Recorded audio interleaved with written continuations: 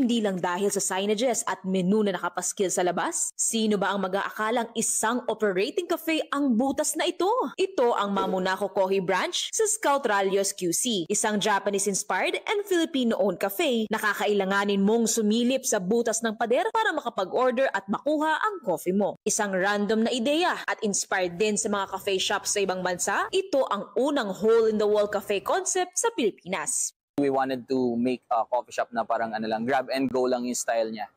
So we're catering more of like, sabi nga nila, it's more on the introvert side. But then it's also a good job opportunity for people who doesn't want to interact then with lots of things that's happening. Ang sister rito, pipili ka muna ng drink ng gusto mo, tapos kukunin mo yung pinaka-order cards na nakalagay dito. Kung ano ba yung gusto mong inumin, yung picture din ito. Tapos magbabayad ka dito sa hole in the wall nila, makakakuha ka ng number, pati parang beeper nila. Pag tumunog na yun, ready to pick up na ang order mo. Sa kabilang banda ng butas na ito, makikita natin ang mga barista. 3 minutes max lang ang serving time nila per order. Ang bilis! Mag-iisang buwan pa lang silang bukas. Pero umaabot na sa 300 cups per day ang benta nila. Dahil bukod sa kape nilang pangmalakasan, yung experience rin daw ang dinadayo rito. Kaya nga kami pumunta dahil sa butas. Kakaiba. Kakaiba. Papabutas na po kami sa office. Masaya. May butas. Butas lang, hindi bitana. Sa ngayon ay plano pa nilang magdagdag ng coffee selection. Kaya para sa mga nagnanais pang magtayo ng sarili nilang coffee business, diskarte at quality lang daw ang kailangan.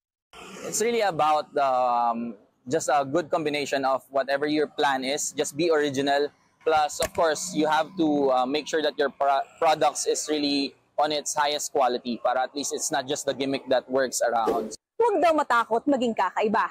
Dahil kahit pa ang butas sa pader, pwedeng maging attraction o smart business move. Mobile journalist Marymon Reyes po, hatid ang muka ng balita. Pag-usapan pa natin ang Hole in the Wall Cafe sa Quezon City kasama si Mobile Journal Marymon Reyes.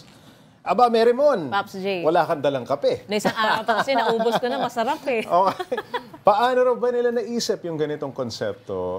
May existing ba ng cafe na ganito talagang ginagawa? Sa ibang bansa, yes. Yung owners kasi, plus yung team na nag-conceptualize nito, naglilibot din kasi nagtutour sila. Okay. Especially sa mga cafe countries, lang Taiwan, Japan, Vietnam, mga At ganun. nakakita sila? Doon sila nakaisip din ng concept. Though yung idea na i-establish yun sa Pilipinas, random lang daw yun. Kasi nga gusto nila na maging something na kakaiba sa paningin and experience yung pinaka-cafe. Ano yung nag-push sa kanila na mag-work to sa Maynila, sa Pilipinas?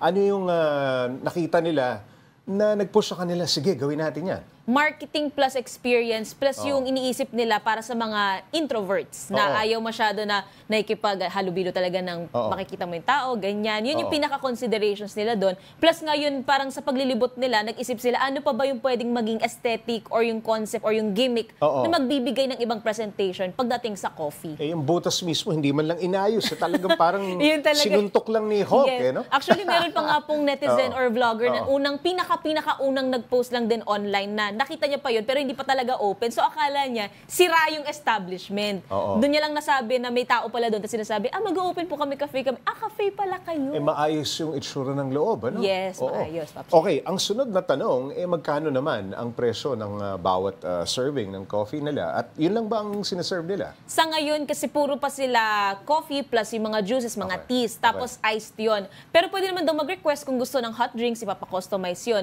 Yung price range, nasa lagpas 100 siya, nasa 199 pesos, and then they're still planning to add other coffee variants, variations, selections, plus yung plano pa nilang magdagdag din doon ng self-kiosk, self-service kiosk, and digital wallet options para daw mas mabilis talaga. Pagdagdag ng butas. Pwede rin, Papa. Maging dalawa na. Okay. Nasubukan mo yung kape nila? Yes. At kami, hindi namin nasubukan. Okay. Mabilis ba talaga yung pagsaserve ng coffee? Sabi mo, 3 minutes? Yes, 3 minutes. Actually, mabilis siya, Pops J. Kasi yung unang 30 minutes nandun muna ako, syempre nag-observe tayo, nakikipag-usap tayo. Ang bilis, pagka-order mo, kukunin mo yung number, titatabi lang sila o order yung susunod sa'yo.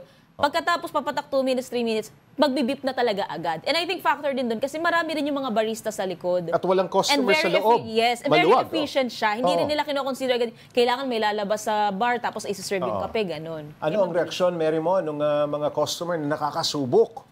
marami ang dumayo pa. Hindi sila from Manila para lang daw masubukan yon. Kasi magwa 1 month pa lang itong cafe na to. So naninibago sila sa idea na sisilip ka lang sa butas, andun na yung order, doon din yung lalabas yung order. Sinubukan ba try ipasok yung ulo mo? Ang dami. Actually, Pops, yung isa pa sa nagiging parang attraction dyan, Kasya pwede ba mong ulo mo? ibigay yung cellphone mo sa loob, magpapapicture ka, so nakasilip yung mukha nila doon sa butas. Okay. Kakaiba, no? Yes, Kakaiba. Pops, experience. Okay, yung mga regulars, meron na ba?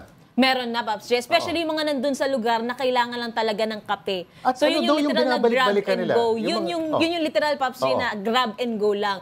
May pupunta doon na kasasakyan o order, alam nilang mabilis, pagkakuha nila, drive away na sila. Ano daw ang reason bakit sila pabalik-balik doon sa cafe? Yung para sa mga malapit ni areas, kasi nga yung service time Convenience? daw, mabilis Okay, lang. okay. At the same time, doon naman sa mga dumadayo lang, kasi nga nag-viral, nag-trend siya. So gusto nilang matry yung experience na order ka doon sa hindi usual na coffee establishment.